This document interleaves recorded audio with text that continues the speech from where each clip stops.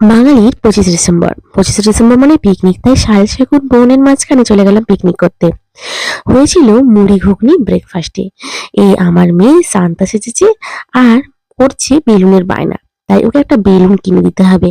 সাথে বাচ্চারা ছিল, খেলতে খেলতে ওর খিদে পেয়ে গেছে, তাই ওর জন্য একটু সেদ্ধ ভাত করে নিয়েছি। তার সাথে সাথে হচ্ছিল বাঁধাকপি কষা আর হলো ভাত।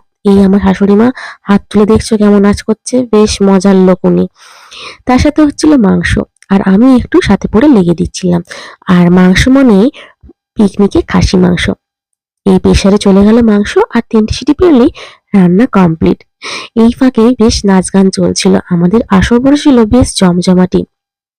তার মাঝখানে আমার মেয়ে কোলে ওঠার বায়না করলো, তো ওকে নিয়ে একটু নাচানাচি করছিলাম। এরপরে খেতে বসার পালা। গরম গরম ভাত, বাঁধাকপির তরকারি, আর ছিল গরম গরম খাসি মাংস, শেষ পাতে চাটনি। এই ছিল পিকনিকের মেনু। তোমাদের কেমন লাগলো জানিও।